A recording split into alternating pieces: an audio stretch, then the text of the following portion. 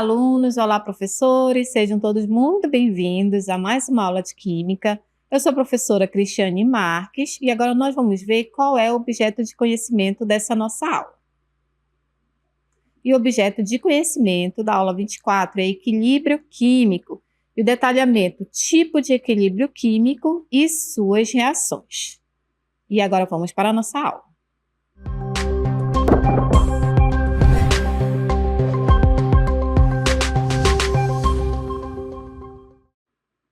Então, vamos falar aqui do equilíbrio químico, trazendo uma analogia da garrafa de refrigerante para vocês compreenderem, né? Então, o que é o equilíbrio químico? É aquela parte da fisicoquímica que estuda as reações reversíveis e as condições para que ocorra o estabelecimento até ocorrer o equilíbrio dessa reação. Então, qualquer sistema que esteja em equilíbrio representa ali um estado dinâmico, no qual dois ou mais processos estão ocorrendo ao mesmo tempo e na mesma velocidade.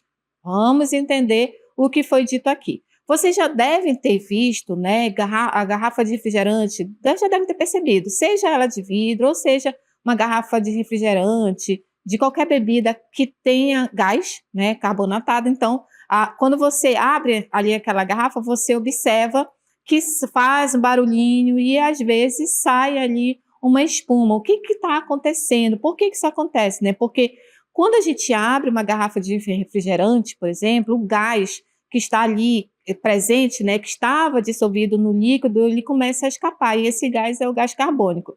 Então, dentro da garrafa fechada, ali, havia um equilíbrio entre o gás carbônico dissolvido e o gás carbônico no espaço que fica ali acima do líquido, por isso que sempre fica um espaçozinho ali na garrafa de refrigerante, na garrafa de bebida, sempre tem aquele espaço ali.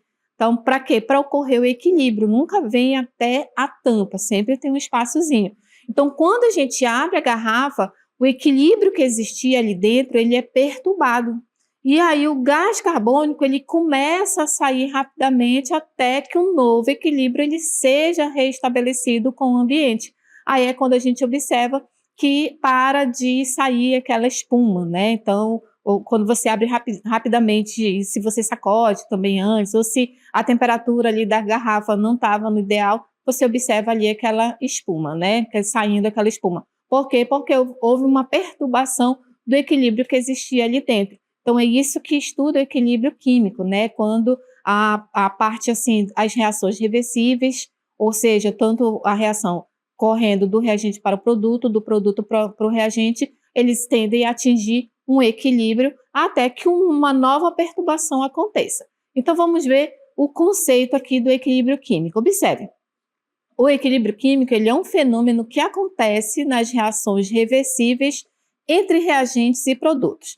O que são os reagentes? É tudo que está antes da seta e produtos, tudo que está depois da seta. Então, aqui na nossa reação, nós temos os reagentes A e B. Essas letrinhas menores indicam a quantidade, né? Um valor hipotético aí do reagente A, então tem uma quantidade de A mais o reagente B. Quando eles estão reagindo entre si, vão produzir o produto C e D. E essas setinhas, observe que temos aqui não mais a seta somente de reagente para o produto, nós temos uma seta retornando do produto para o reagente. Todas as vezes que aparecer assim, essa setinha, quer dizer que está ocorrendo um equilíbrio químico, reação reversível, forma produto e depois forma reagente novamente. E aí nós temos a reação química direta, que a gente costuma ver, que é a reação que tem os reagentes, a setinha apontando para os produtos. Essa é uma reação química direta, normal. Agora, quando a reação ela é reversível, ela tem uma outra setinha retornando. Então, temos os reagentes, aí a setinha apontando para o produto e também, ao mesmo tempo, a setinha do produto apontando para o reagente. Quando a gente observa uma reação química que tem essas duas setinhas, quer dizer que nós estamos falando de uma reação reversível, nós estamos falando do estudo de equilíbrio químico, ok? Então, para a gente compreender e conseguir visualizar como é que a gente consegue identificar ali uma reação que está tendo equilíbrio químico. E existem condições para que ocorra o equilíbrio químico. Vamos ver. Existem duas condições fundamentais para que se estabeleça o equilíbrio químico. A primeira é que a temperatura permaneça constante e que o sistema ele esteja fechado. Então, eu trouxe aqui uma analogia ali de uma panela, né?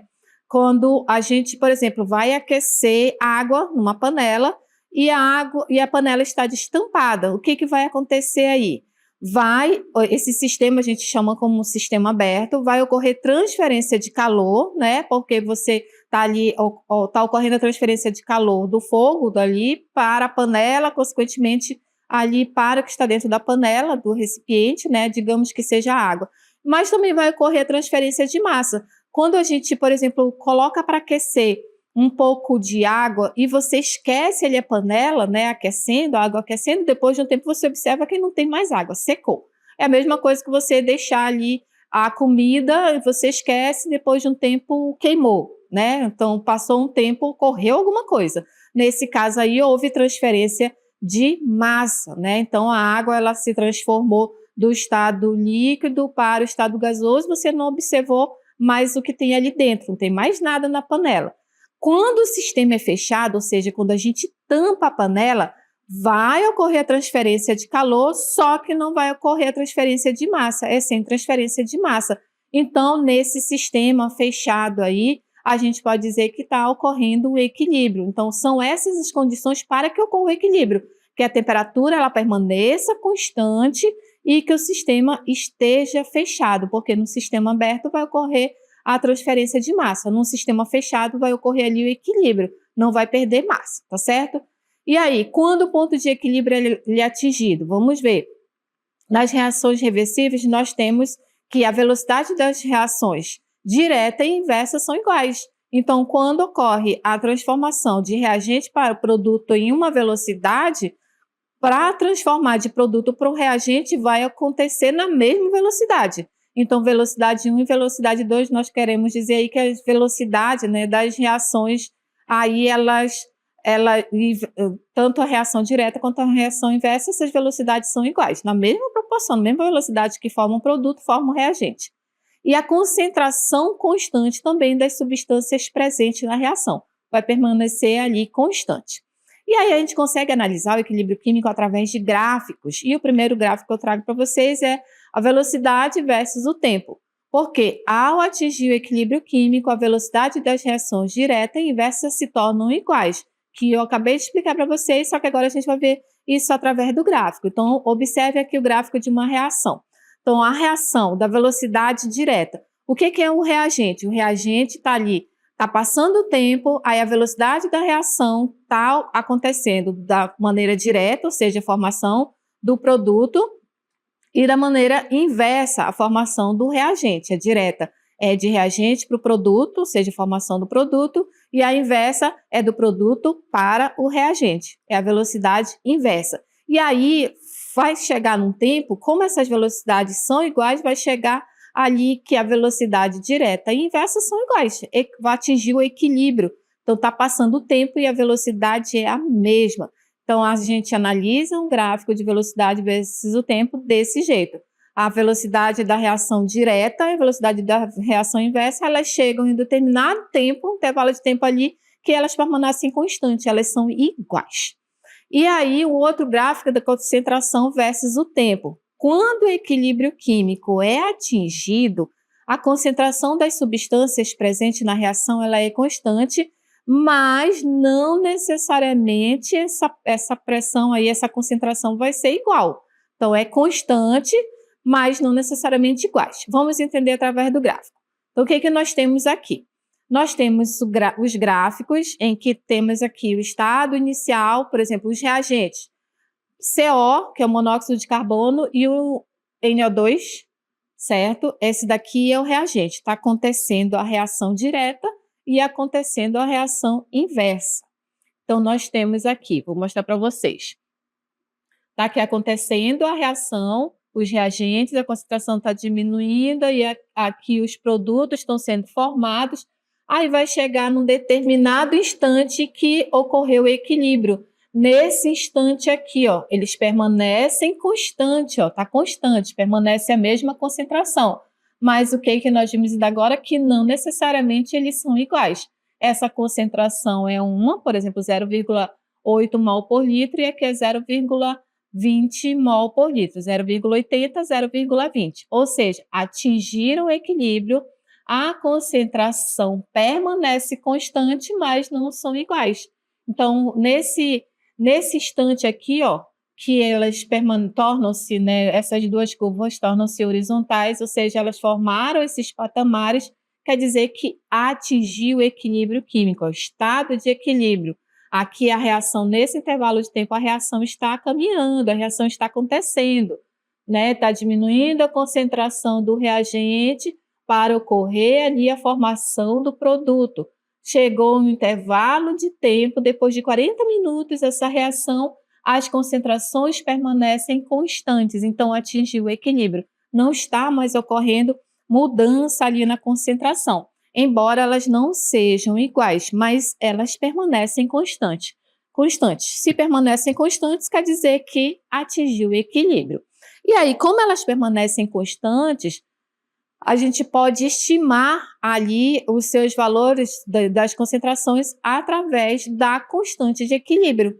E o que a constante de equilíbrio é representada pela letra K, e a gente consegue estimar as concentrações dessas substâncias envolvidas, tanto os reagentes quanto os produtos, né, essas substâncias envolvidas no equilíbrio, e a gente consegue calcular como? Dizemos que a constante K é igual o valor, a concentração do produto dividido pela concentração do reagente. Então, como é que a gente observa ali, né? Quando a gente observa os valores, é possível a gente fazer previsões sobre a reação.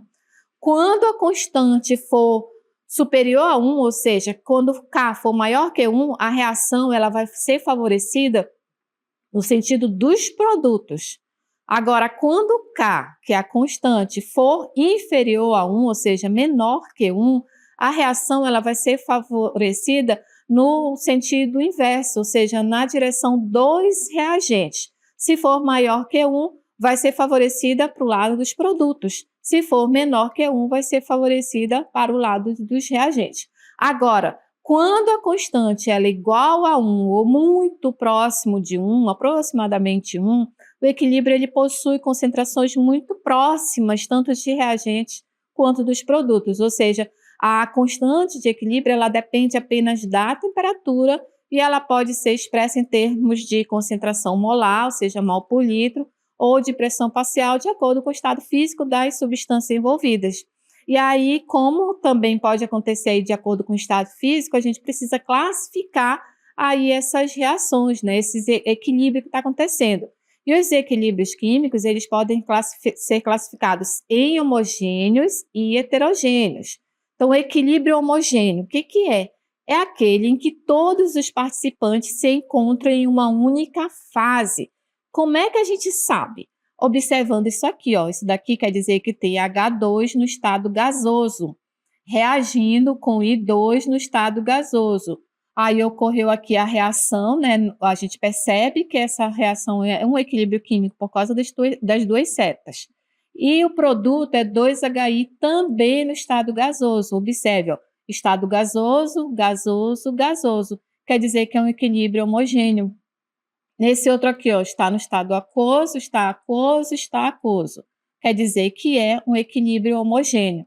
Agora, quando essa reação acontece, né, a gente observa que os participantes se encontram em mais de uma fase, quer dizer que o equilíbrio é heterogêneo.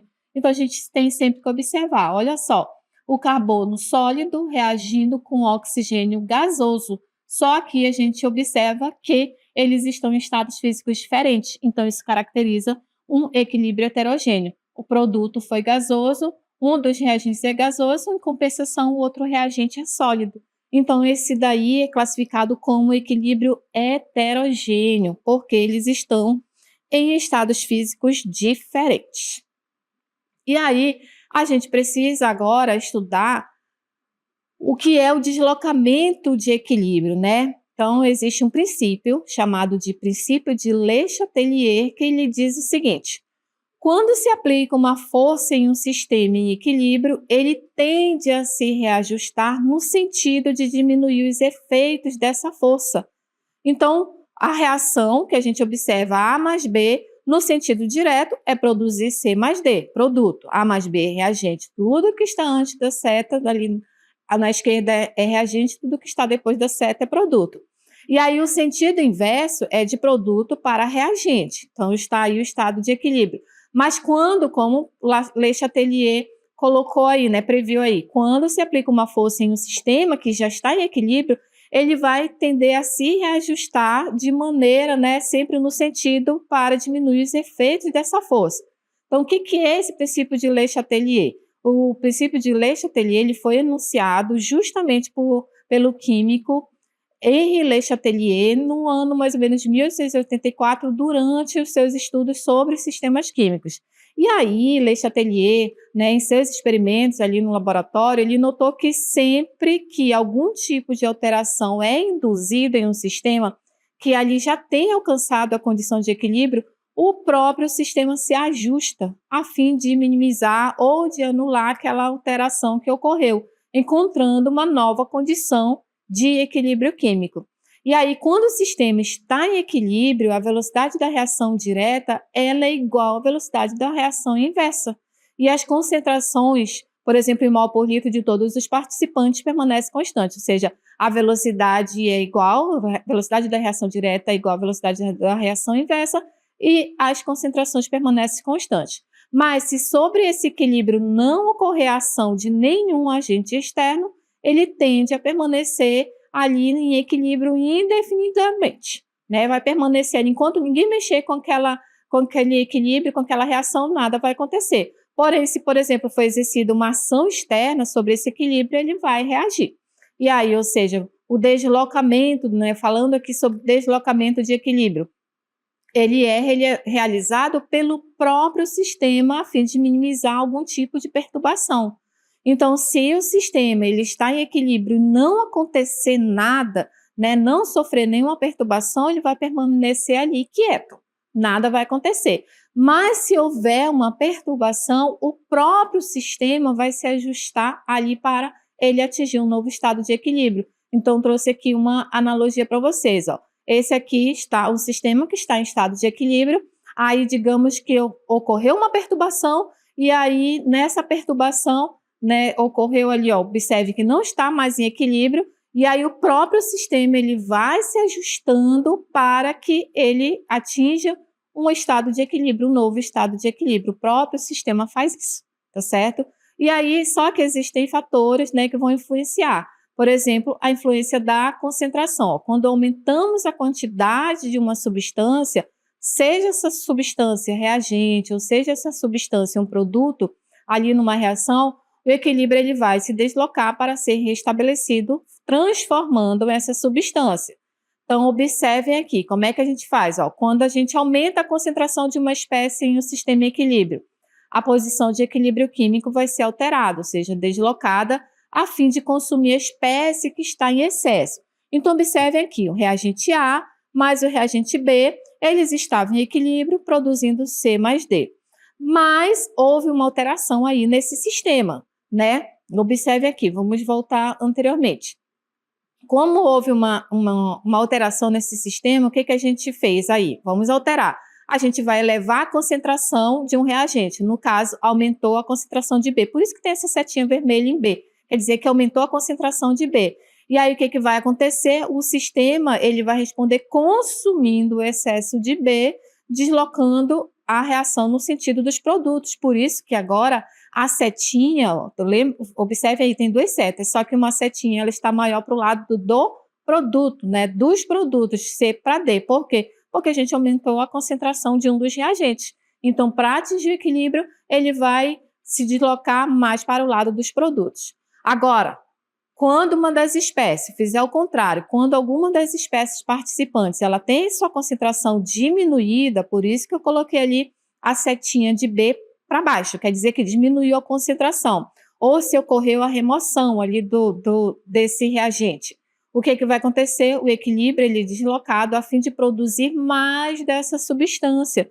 Então, observem que a seta, agora a seta maior, ela está para o lado do reagente. Por quê? Porque houve uma perturbação no equilíbrio e aí o reagente B foi diminuída a concentração, então para atingir o equilíbrio, o que é que vai acontecer? A reação, ela vai se ajustar, fazendo com que haja mais a produção ali, no caso, a reação indireta, né, a reação inversa, indo mais para o lado dos reagentes, tá certo? Uma outra observação que a gente tem aqui é a influência da temperatura.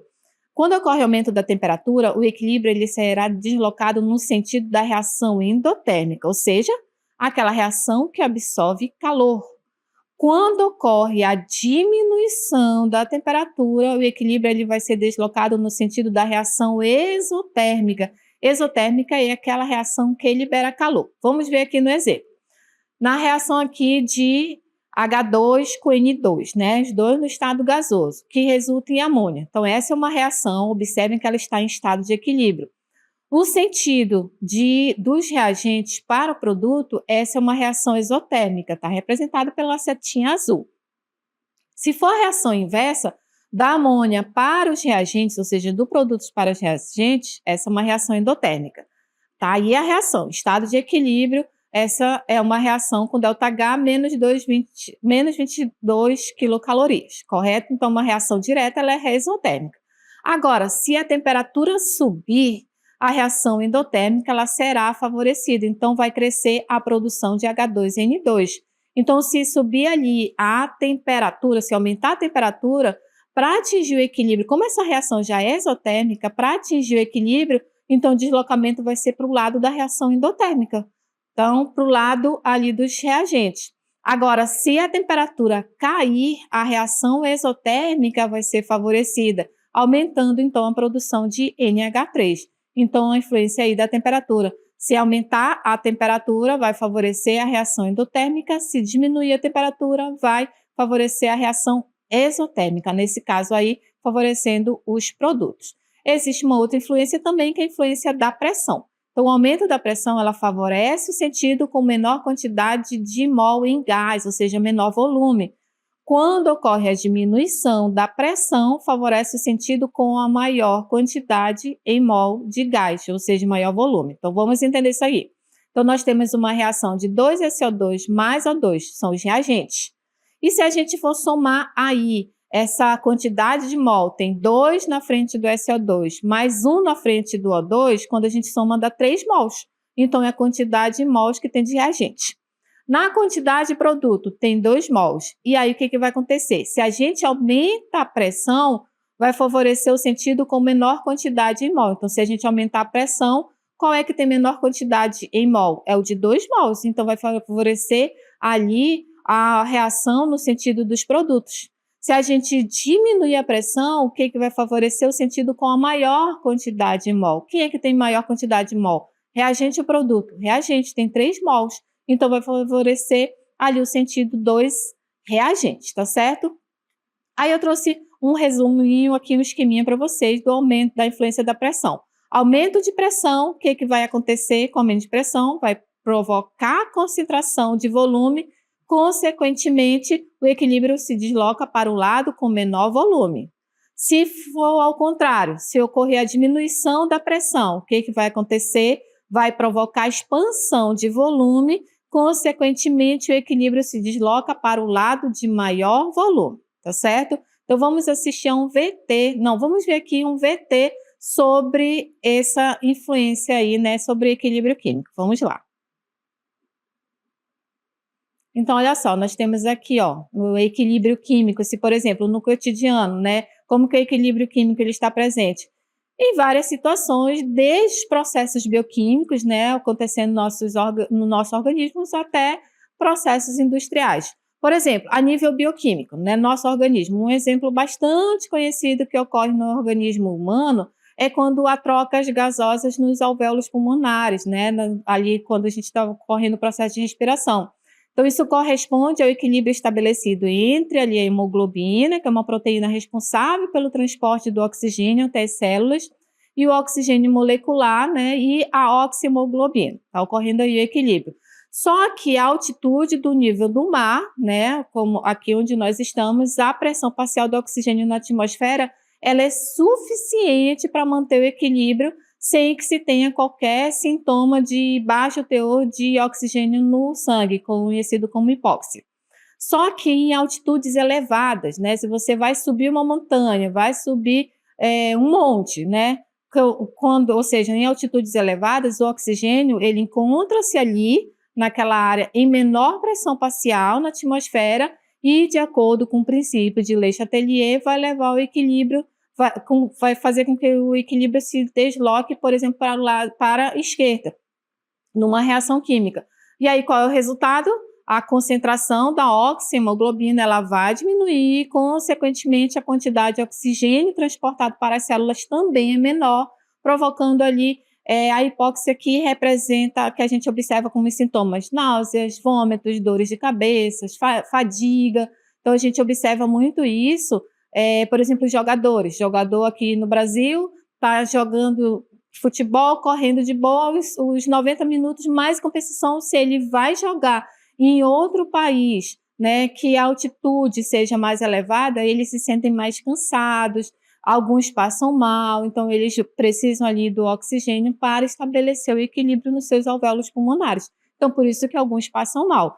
E aí, um dos mecanismos de resposta do organismo é justamente produzir hemoglobina, de modo sempre a deslocar o equilíbrio, né, para tentar diminuir, né, no sentido de produzir a oxihemoglobina, para estabilizar ali o equilíbrio químico. Então é por esse motivo que também os alpinistas, né, quando eles escalam montanhas muito elevadas, eles necessitam sempre de um intervalo de tempo de adaptação para que o organismo produza ali mais hemoglobina. Você não pode simplesmente decidir, eu vou escalar o Monte Everest sem você fazer uma preparação física antes, porque você vai sentir essa diferença. E aí, para concluir aqui a nossa aula, vamos ver algumas aplicações do princípio de Le Chatelier. Uma das aplicações é a síntese da amônia, que é um processo chamado de Haber-Bosch, né? Então, na produção industrial da amônia, o princípio de Le Chatelier, ele é aplicado ajustando-se a pressão e a temperatura para minimizar a produção. Ou seja, em altas pressões e temperaturas moderadas, a formação da amônia a partir de nitrogênio e hidrogênio é favorecida, ou seja, vai ocorrer ali um equilíbrio, vai organizar, né? As indústrias vão planejar a reação para que ocorra um equilíbrio químico. Um outro exemplo é o controle de emissões. Em processos industriais, a regulação das condições de reação ela pode ajudar a minimizar a formação de produtos ou poluentes indesejáveis. Ajustando ali a temperatura e a pressão, as reações podem ser otimizadas para serem mais limpas e eficientes. Então, aí também vai ocorrer um processo industrial para que ocorra o equilíbrio químico. Um outro exemplo é o tratamento da água, né? As leis de Le Chatelier, elas são aplicadas no tratamento de águas residuais para precipitar contaminantes e purificar águas. O que se faz? Ajusta-se o pH e outras condições, então é possível estimular reações químicas que removam impurezas. Então, se uma água ela está ali, por exemplo, com algum metal, ou seja, uma impureza indesejável, então vai se ajustar o pH e as condições ali para se estabelecer o equilíbrio. Essa substância ela vai se transformar em estado sólido, consequentemente vai ocorrer o processo de separação, de mistura ali, então, ou seja, no tratamento da água. Pode até ser, por exemplo, por filtração. E, por último, nós temos equilíbrios biológicos, né? Em sistemas biológicos como a regulação da acidez sanguínea, o princípio de Le Chatelier é crucial. Ou seja, o corpo humano ele utiliza diversos mecanismos para manter o equilíbrio ácido-base, respondendo a alterações na concentração de íons de hidrogênio para manter a homeostase. É aquele momento em que, por exemplo, você está fazendo uma atividade física, você se sente muito cansado e a sua respiração, você fica mais ofegante. Então, para atingir o equilíbrio químico, seu próprio corpo vai manter ali um equilíbrio ácido-base para você voltar a respirar normal e depois aquele cansaço vai cessar. Então, o equilíbrio biológico, o equilíbrio químico no equilíbrio biológico, esse é um bom exemplo, tá certo, pessoal? E eu espero que vocês tenham compreendido aqui a nossa aula sobre equilíbrio químico. Muito obrigada pela atenção e até a próxima aula.